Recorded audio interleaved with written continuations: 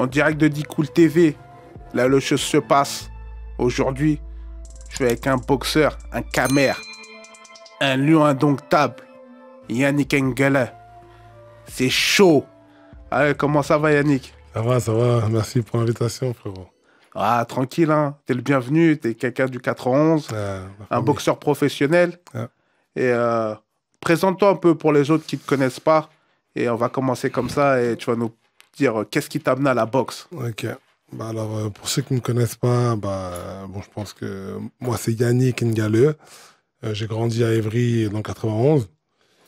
Je fais de la boxe maintenant depuis une dizaine d'années, un peu plus même, peut-être 10-12 ans. Et en gros, voilà, hein, je fais le tour. Hein. Qu'est-ce qui t'a amené à la boxe? De base, j'étais un footeux, comme beaucoup de jeunes, hein, je pense. J'ai commencé par le foot, quoique j'aimais pas trop ça, mais pour se faire des copains, fallait y jouer. Hein.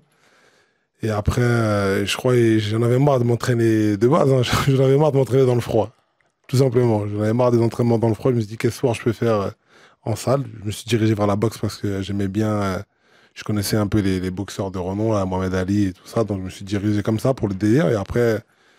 Quand j'ai commencé, j'ai été piqué par les moustiques et je me suis vraiment mis dedans à fond, quoi. Ok, et qu'est-ce qui te plaît dans la boxe, en fait? Qu'est-ce qui te plaît? Donner des coups, t'étais un jeune qu'il fallait canaliser, t'aimais la bagarre. Je sais pas, qu'est-ce qui a fait que Yannick est rentré dans la boxe, quoi? Ouais, c'est vrai que... Est-ce que j'aimais la bagarre? Pas forcément, pas plus que les autres, je pense, mais c'est vrai que j'ai eu une jeunesse un peu, on va dire, turbulente, comme beaucoup de jeunes, hein. Mais c'est vrai que la boxe, ça m'a aidé, ça m'a apporté un cadre. Et c'est vrai qu'au départ, je faisais pas vraiment la nuance entre les bagarres qu'il peut y avoir dans la rue et la boxe. C'est-à-dire, moi, quand je suis venu dans ce monde-là, ça m'a pas forcément effrayé, puisque quand on était au collège, ça parfois on chamaillait un peu avec les amis. Et là, en fait, pour moi, c'était un peu pareil, sauf qu'il y avait des gants. Donc, je me disais, limite, ça va être moins dangereux. Mais quand j'ai commencé, je me suis vite rendu compte que non, en fait, la boxe était beaucoup plus dangereux, rigoureux que les bagarres de rue, quoi. D'accord, d'accord. Et comment ça se passe dans la boxe professionnelle et amateur? Parce que je crois que toi, tu as commencé en tant qu'amateur. C'est ça, c'est ça. Et tu es devenu professionnel en quelle année? 2015. Je En suis passé 2015? pro courant 2015. Hein. Et c'est quoi la différence entre les deux? Tu as vu vraiment une différence entre l'amateurisme et le professionnalisme? Alors oui, je me rappelle en 2015, justement, quand j'étais passé pro, il y avait des amis à moi qui avaient une chaîne YouTube qui m'avaient fait une petite interview lors de mon premier combat pro pour me demander... Et à l'époque, j'avais répondu qu'il n'y avait pas trop de différence, mais aujourd'hui, 5 ans après, non, je me rends compte que non, c'est vraiment, vraiment différent. La boxe amateur, on va dire, c'est plus... déjà, c'est pas les mêmes temps, ça boxe sur trois rounds. 3 rounds de 3 minutes, et on va dire, tu es plus là pour, entre guillemets, montrer un peu ce que tu sais faire, tu vas épaler un peu. Tu vas montrer un peu ta palette, alors que la boxe pro, pardon, c'est plus, tu vas chercher à mettre en difficulté ton adversaire. Vraiment le mettre en danger, même si tu es moins riche que lui au niveau de ta boxe. Toi, ton but principal, c'est de le mettre en danger par le mettre en danger, quels que soient les moyens qui sont à ta disposition. Donc ça, c'est vraiment la grosse différence entre la boxe amateur et la boxe pro. Et je t'ai pas demandé, mais c'est quoi ton palmarès, là, 5 ans après ton entrée dans... Alors là, aujourd'hui, j'ai 11 combats pro, j'ai 6 victoires et 5 défaites. Donc, on va dire que je suis à 55-45. D'accord. Et comment ça se fait? C'est des défaites. Parle-nous de tes défaites. Après, on va parler de tes victoires. Alors, les défaites. J'ai commencé mon premier combat par une victoire. Bon, à la limite, ça s'est bien passé. Après, j'ai enchaîné sur 4 défaites, 3 ou 4 défaites, je sais plus, je crois 4 défaites. Mais bon, pour ceux qui connaissent un peu c'est le monde de la boxe en France et le monde de la boxe tout court, il y a les défaites et il y a les défaites. C'est-à-dire qu'il y avait des défaites. Il y a une défaite où j'ai perdu avant la limite, donc c'était une défaite. Et après, les autres défaites, c'est des défaites où j'ai été amené à boxer chez l'adversaire. Et donc, souvent, on m'a volé, quoi. Ah ouais, il y a beaucoup de vols quand même chez vous? Après, oui, je pense que ce soit ça, par contre, que ce soit en pro ou en amateur, je pense qu'il y a beaucoup de boxeurs, même qui en amateur, qui sont pas allés au bout de leur histoire, parce que je pense qu'ils ont été dégoûtés par ça, parce que c'est quand même un sport où, contrairement à d'autres, où tu prends des coups, il y a beaucoup de sacrifices à faire, le poids, tout ça, et puis au final, quand tu arrives le jour J, tu sais clairement que tu as gagné, même parfois ton adversaire va te le dire, ou le coin de ton adversaire va te le dire. Mais on te déclare perdant, c'est vrai que ça... Ah, c'est rageant. Ah, c'est plus que rageant. Et je voudrais savoir, en fait, parce que en boxe thaï, je sais que c'est pas ta discipline, mais il y a beaucoup de ligues farfelues. Je viens de dire farfelues. Et je voudrais savoir si en boxe anglaise, c'est un peu près pareil. Vous savez, il y a beaucoup de gens qui ont des ceintures, ceintures de je sais pas où, ceintures de je sais pas quoi, En boxe thaï. en boxe thaï. D'accord. Ouais, et je voudrais savoir si c'est pareil dans la boxe anglaise. Alors, en boxe anglaise, il y a, dans le monde professionnel, il y a 4 grosses fédés. 4 très grosses fédés, WBA, WBC, WBO et IBF. Et après, il y a d'autres petites fédés maintenant. Mais le problème, c'est que même dans les 4 grosses fédés, il y a des titres un peu, il y a des titres un peu, entre guillemets, on dirait pas de pacotille, mais quelqu'un qui connaît pas le milieu va voir champion WBC, exemple. Mais exemple, le champion, ça peut être un champion par intérim, un champion intercontinental. Et en fait, ça, c'est pas le vrai champion. Il y a qu'un seul titre de vrai champion par fédé. Mais pour l'avoir, mais il y a plusieurs titres en dessous. Et parfois, quand on connaît pas, les gens voient champion, mais les gens ne savent pas que c'est pas le titre de champion. Ouais, c'est un peu comme champion du quartier, quoi. Non, pas jusque-là, mais bon, quand même, c'est pas, en gros, c'est pas le vrai titre de champion du monde. Ok. Mais ça reste un titre. Mais c'est pas, et oui, ça fait un peu de, ça crée un peu la confusion chez les spectateurs parce qu'ils pensent que le mec est champion du monde et parfois ils voient dans la même fédération un autre mec qui a lui aussi une ceinture de champion. Donc, c'est vrai, donc il y a différentes ceintures. Ouais. D'accord. Et toi, quand tu vas faire un match, tu as une hygiène de vie à avoir, nutritionniste et compagnie, il faut courir tous les matins et tout ça. Je sais pas, genre Rocky Balboa, tu vois ce que je veux dire? Ça, c'est le syndrome Rocky, le fantasme Rocky. C'est-à-dire que oui, tout le monde pense que tous les boxeurs courent les matins, 4 heures du matin. Oui, il y a beaucoup qui le font. Mais après, oui, pour répondre à ta question, oui, l'hygiène de vie, elle est primordiale parce que le premier combat avant le combat sur le ring, c'est le combat face au poids. Donc, tu dois arriver, surtout pour les compètes. Parfois, quand c'est les combats, les matchs amicaux, entre guillemets, amicaux dans le sens, il n'y a pas de ceinture en jeu, il peut y avoir des écarts de poids. Mais dans les matchs officiels, 100 grammes, il faut perdre 100 grammes. Donc, le premier combat, c'est le combat du poids. Et ça, déjà, oui, ça induit une hygiène de vie, faire attention à ce qu'on mange. Donc, travailler, le mieux, c'est de s'entourer de nutritionnistes, diététiciens qui vont t'aider à manger les bonnes choses pour pouvoir arriver optimal le jour J, quoi.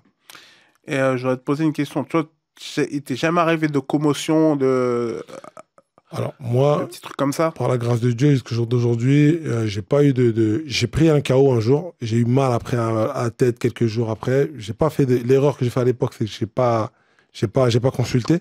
Mais longtemps après, j'ai fait des examens pour pouvoir renouveler ma licence et il n'y avait pas de commotion, pas de... Non. Et une autre question, c'est est-ce que tu arrives à vivre de ton sport, quoi? Alors, En tant que professionnel, parce que quand on dit professionnel, pour tout de nous, suite, c'est le foot, Mayweather, c'est Tyson, c'est Ali, c'est hélas, pour aller c'est Joshua, et pour aller en France, c'est Yoka, tu vois ce que je veux dire?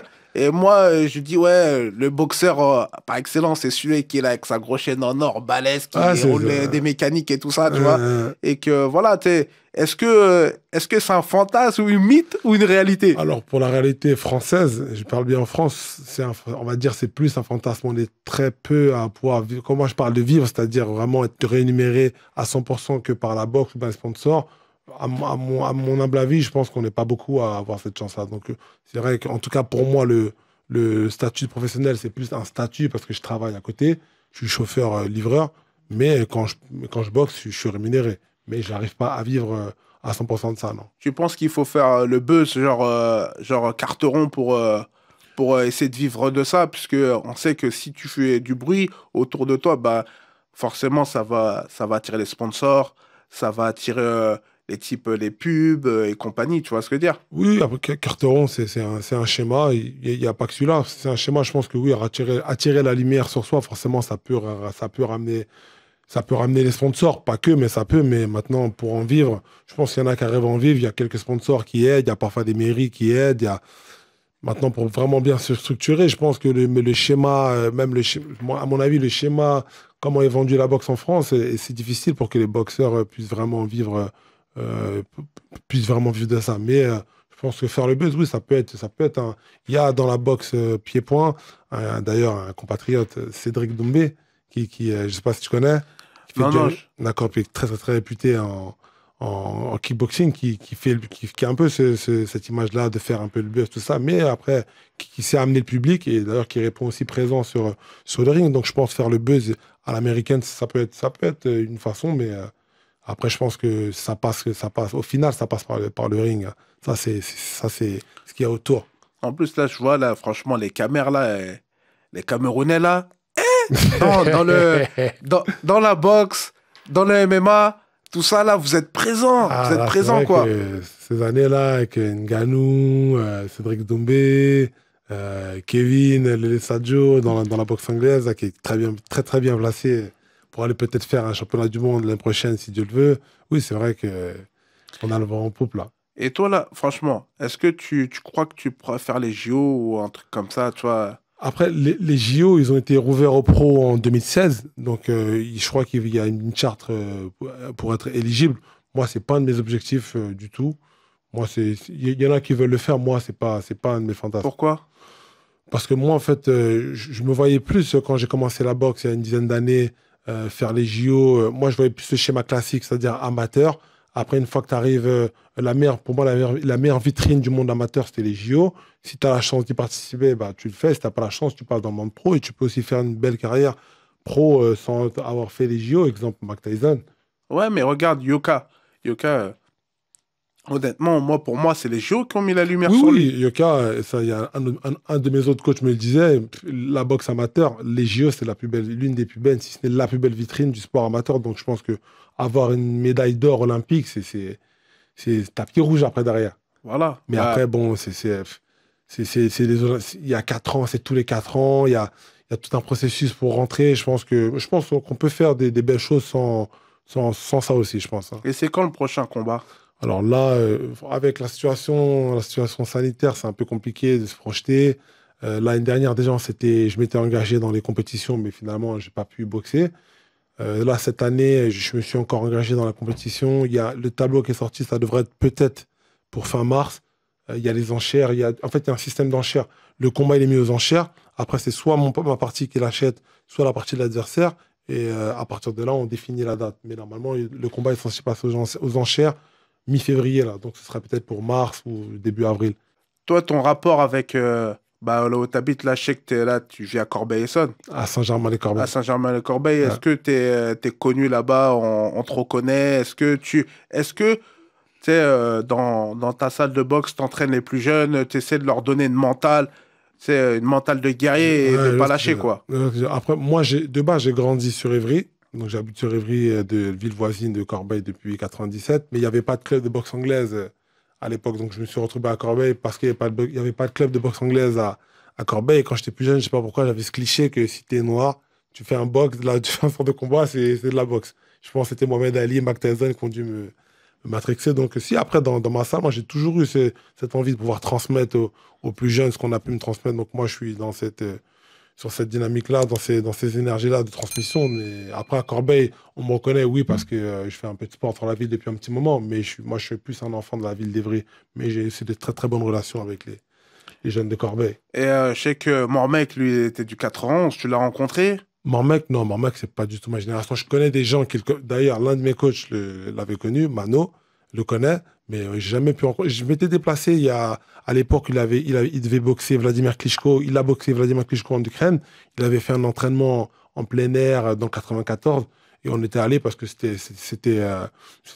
nous, on était déjà des fans de boxe. Et puis, c'était un peu le truc un peu Kenry, comme Mayweather, entraînement ouvert en public. Donc, on allait un peu voir. Donc, j'ai jamais rencontré personnellement.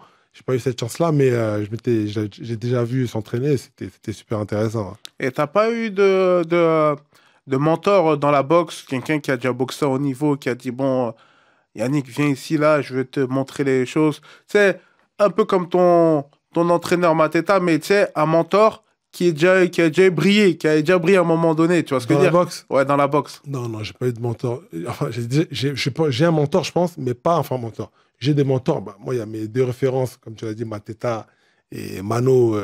C'est un autre coach, mais les deux, c'est les deux qui m'ont appris. Il y en a un, qui m'a pédagogie africaine, hein, le papa africain, Mateta, et l'autre, c'est pédagogie américaine, un peu plus jeune, génération hip-hop, tout ça, Mano. Maintenant, ils ont fait leur carrière, les deux de leur côté, amateur, pro. Et maintenant, ils ont brillé à leur échelle, mais ils ont pas brillé sous les feux de la rampe comme Mike Tyson, on va dire. Pour toi, c'est quel, en France, le meilleur boxeur? Toute, toute catégorie confondue, c'est-à-dire le meilleur, tu sais, celui qui a des meilleurs moves, Celui qui qui me est... plaît le plus. ouais. Le meilleur, je sais pas, j'aurais pas la prétention de pouvoir dire qui est le meilleur. Moi, celui qui me plaît le plus dans ceux qui sont sous les feux de la rampe, je dirais. J'aime bien Michel Soro. Je Mhm. sais pas si tu connais. Oui, oui, oui. Michel Soro, j'aime bien Michel Soro. J'aime beaucoup aussi Nordi Noubali. Et Nordi Noubali, Michel Soro. Et ouais, Nordi Noubali, Michel Soro, c'est les deux que j'aime bien. Et au niveau international, Joshua ou Team Joshua ou team Fury?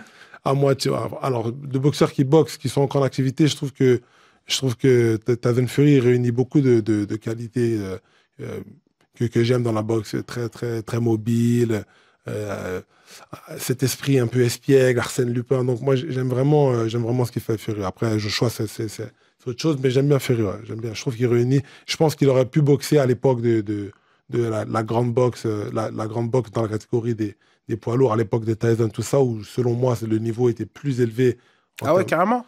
Ouais, je pense qu'aujourd'hui, les boxeurs sont mieux préparés physiquement. D'ailleurs, on le voit avec l'essor de cette catégorie, de cette profession de la préparation physique. Je pense qu'à l'époque, il y en avait, mais ils étaient moins. Aujourd'hui, le préparateur physique, il est autant important que ton coach. Donc, je pense qu'aujourd'hui, physiquement, les boxeurs, les athlètes sont mieux préparés.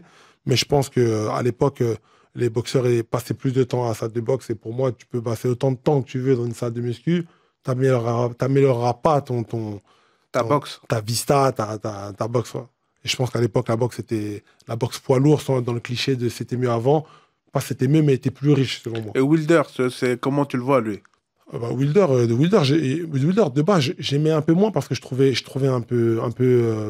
ouais, moins riche ce qu'il faisait. Mais c'est vrai que Il a une sacrée allonge, il a quand une même. sacrée allonge et surtout, il a un punch, surtout avec son bras arrière. Pour moi, c'est l'un des plus beaux bras arrière qu'on ait pu voir dans Ah, moi, je l'histoire de dis la que boxe. c'est... Le type, c'est un fusil à pompe. Ah, Wilder, c'est incroyable. En fait, il a une confiance en soi aussi qui est quasi.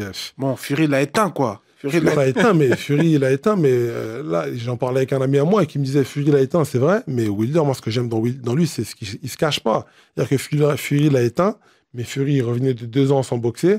Il faisait des matchs un petit peu avec des faire-valoir, entre guillemets. Et c'est Wilder qui avait la ceinture qui est parti lui proposer de faire le match qu'il a remis là où il est, même si au final il l'a battu. Mais c'est Wilder qui, en fait, dans la boxe, quand tu as la ceinture, c'est un peu toi entre guillemets, qui peut donner l'heure, puisque c'est toi qui est plus à même de pouvoir définir, choisir tes boxeurs. Et lui, il l'a remis sous les feux de la rampe. Ah, en fait, lui, il n'a pas pris un faire-valoir pour Exactement. défendre sa Non, ceinture, non, il a non. pris un homme. Il est parti prendre. À l'époque, il y avait des tractations entre Joshua et Wilder. À l'époque où tous les deux étaient encore invaincus, ça s'est jamais fait. Lui, il a pris les meilleurs, c'était Wilder, Fury et Joshua. Il n'a pas eu Joshua, il a pris Fury. Donc moi, je peux que respecter ce genre de. Ah, moi aussi, de fou. Parce qu'on sait que dans le milieu de la boxe aussi, c'est voilà, pour se faire les dents ou pour augmenter ses statistiques, on va prendre des faire-valoir pour dire, ouais, le type, il a jamais été vaincu, mais il a que combattu Ah, c'est Pipo et ça, Bimbo, quoi. c'est le boxing business. Après, je pense qu'on passe tous par là, que ce soit Tyson, Ali, tout le monde. Maintenant, il faut trouver le juste milieu entre l'adversaire qui te fait progresser et les videurs de bois de nuit qui vient parce qu'il est courageux, tatoué, mais qui ne sait pas boxer. Ouais, mais Tyson, on a bien vu. Tyson, il a combattu des hommes, quand même. Il a Dans tous combattu ses des hommes, mais matchs, tu sais, Tyson, même au début de carrière aux États-Unis, peut-être les gens ne savent pas, mais le public qui était plus averti que le public de France dans la connaissance de la boxe, il ne le voyait pas comme un. Tyson, comme un il a crack. Non, non, non, il a gagné tard. Parce que Tyson, nous, après, c'est une rockstar. Tyson, nous, Oui, oui, moi, oui, tout à moi, fait. j'ai connu la boxe avec Mike Tyson. Et à l'époque, j'ai été choqué un jour, maintenant que je connais mieux la boxe, je comprends pourquoi il y en a qui disent Tyson, c'est un bagarreur. C'est un bagarreur qu'on a réussi à transformer en boxeur. Mais si tu veux apprendre la boxe, faut pas regarder Mike Tyson. Parce que c'est pas ce qu'il y a de plus fin, de plus raffiné. Il y a un classement d'ailleurs qui répertorie 49e sur 50 des meilleurs boxeurs de l'histoire de la boxe. Moi, quand j'ai vu ça, j'étais choqué. À l'époque, je dis, comment ça, Mike Tyson? Toi, ça se voit que t'es un type Mayweather, quoi. Ah, mais Mayweather. Là, regarde, là, je te dis, Mayweather, je vois des étoiles dans tes yeux, je vois des étoiles. Non, Floyd, Après, pareil, Floyd, il y a eu deux Floyd. Il y a le Floyd. À l'époque, lui, il y avait Money, il y a eu Pretty Boy. Après, il y a eu Money. Pretty Boy, c'était quand il sortait des combats, pas une tâche, rien. Et à l'époque, et après, quand il est passé Money, comme son nom l'indique, il était là pour faire de l'argent. Après, Ouais, il se cache pas, quoi. il se cache moins. Après, j'ai un peu moins aimé. D'ailleurs, lui, ce qu'on disait tout à l'heure, on parlait de boxing business, je trouve que il a contribué pas qu'en bien à ce boxing business-là. Il y avait des adversaires qu'il devait prendre à des moments idoines. Il l'a pas fait. Il a su les prendre au bon moment. Dans 10 ans, on dira, t'as vu qu'il a battu Pacquiao, mais ceux qui étaient de l'époque, on sait qu'il a pas pris Pacquiao le moment où Pacquiao, il était... Après, il a battu mon compatriote, un haïtien, quoi. Ah, tu parles de André Berthaud. Ouais, j'étais fâché. Le dernier combat. Ouais, bon, c'était un combat qu'il a fait pour histoire d'arrondir. Il était à 49 combats. Il a pris André Berthaud, ça faisait 5 ans, ça faisait un peu stylé, tu vois. Mais déjà, à ce moment-là, c'était plus Mayweather depuis bien longtemps, hein. Ok, et qu'est-ce que tu penses du combat, entre guillemets, je sais pas si ça va se faire, un Mayweather 50 Cent. Oh, je regarde plus. Enfin, Ça, c'est de la blague, c'est ouais, de la singerie, ça, c'est des singeries. ils m'ont eu avec, ils m'ont eu avec Mayweather McGregor. Je l'ai regardé pour le fun, mais là, maintenant, ça, je crois pas que ça fait du. Il fait son business, mais ça fait pas. Je crois pas que ça fasse du bien À la boxe. à la boxe. Ouais. Donc, franchement, si ça passe devant la télé, je crois même pas que je regarderai. Carrément. Non, je t'ai dit, ils m'ont eu avec McGregor et Mayweather. J'ai regardé parce que McGregor, ça reste un combattant. Quand bien même c'est un combattant d'une autre discipline, ça reste un combattant. Mais 50 Cent, moi, j'aimais bien l'époque de Many Men, tout ça, mais pas sur un ring de boxe. Inda Club. Inda Club. Mais pas sur un ring. Pas sur un ring. Mais il était dans la boxe, d'ailleurs. C'était un promoteur. C'est un promoteur. Ouais, mais non, mais entre promoteur et boxeur, il y a un monde. Ouais, c'est deux jobs différents. Non, non, je sais pas, mais je sais pas pourquoi il fait ça. Est-ce qu'il a un manque d'argent? Est-ce que c'est pour le buzz? Je sais pas. Après, lui, c'est l'argent, de toute façon. Lui. Ouais. Mais après, bon, les gens, ils savent pas. On critique pour ça, mais c'est quelqu'un qui quand même, avec son argent aux États-Unis, il est pour la communauté, il est actif, hein. À l'époque, je me rappelle du champion Joe Frazier, quand il est décédé, il avait plus un rond, lui, tu vois. Et c'est Mayweather qui a payé son enterrement, qui a honoré son corps, ça. Donc, on ne le met pas beaucoup en avant. Ça, on va plus mettre en avant ses phrases, mais ça reste quand même quelqu'un d'engagé aussi. D'accord. Et pour conclure l'interview, je voudrais savoir qu'est-ce que la cité t'a apporté au niveau culture, au niveau boxe, tout ce que tu veux. Tu dis ce que ça t'a apporté en bien ou en mal, mais je veux que tu me parles de la cité, de ton rapport avec la cité et qu'est-ce que tu peux véhiculer ou transmettre aux plus jeunes. Bah alors, déjà, par rapport à mon sport, c'est vrai que, comme je l'ai dit, bon, on a fait quelques bagarres, hein, rien de grave, mais c'est vrai que moi, le rapport que j'avais à mon sport par rapport à la cité, bah, du coup, déjà, j'avais une mentalité parce que je me disais que l'adversaire, il est en face de moi, là, il peut pas. Ça, c'était l'esprit 91, hein. Donc, ça m'a apporté quelques trucs, mais avec le recul, je pense que c'est comme tout, il y a eu du bien, il y a eu du moins bien. Enfin, il y a du bien, il y a du moins bien. Mais, moi, ce que j'aimerais bien pouvoir transmettre aux plus jeunes, c'est que, en tout cas, moi, la boxe, ça m'a appris une rigueur, ça m'a appris, ça m'a appris le don du sacrifice. Je le connaissais, mais en fait, la boxe, c'est les pertes de poids, tu peux pas sortir, surtout quand tu as 17, à 18 ans, tu as une compète, tu as un championnat d'Île-de-France, tu as 18 ans, tu es encore très jeune, tu as le poids à respecter, donc tu as le poids à respecter, tu vas pas dormir tard. Ça m'a apporté vraiment une rigueur. Et je pense que ce que je pourrais transmettre, ce que je voudrais transmettre aux plus jeunes, même si au final, ils deviennent pas forcément boxeurs pro, même amateurs, mais le temps qu'ils ont à traîner en bas de la cité, mieux vaut peut-être le passer. Il y a beaucoup même je me rappelle dans ma carrière, il y a beaucoup de gens qui n'ont jamais fait de combat, mais qui sont pris de passion pour la boxe. Et tu les voyais lundi, mercredi, vendredi à l'entraînement, et ça leur a évité d'autres galères, tu vois, parce que la boxe, au final, quand tu rentres dans le mood, franchement, moi, je suis rentré, comme tu dis, de base parce que je cherchais un endroit plus chaud que dehors, et 13 ans après, j'y suis encore, tu vois. Donc, je pense que Et c'est qui t'a accueilli? C'est Mateta? à l'époque, c'est Mateta, mais Mateta, il me voyait arriver. À l'époque, je venais, dès qu'il faisait froid, j'étais là. Dès que l'été, il faisait chaud, je venais plus, tu vois. Donc, il me prenait pour un rigolo, tu vois. Mais Alors, Mateta, on peut l'appeler Mickey, quoi. Ah, Mateta, c'est Mickey, quoi. Hein? Mateta, c'est notre Mickey à nous, hein. c'est notre Mickey Bantou, Mateta. Ok, bah allez, on était sur Didi Cool TV, là où les choses se sont passées avec mon gars sur Yannick. Aïe aïe aïe. Ah, c'était un plaisir. Merci encore pour l'invitation et en espérant que DJ Cool puisse continuer sur cette lancée, parce que j'ai pu voir d'autres interviews que vous avez fait et c'est très, très, très bien. J'espère que vous pouvez continuer sur cette lancée-là et on se dit à la prochaine. Alors. Merci la famille.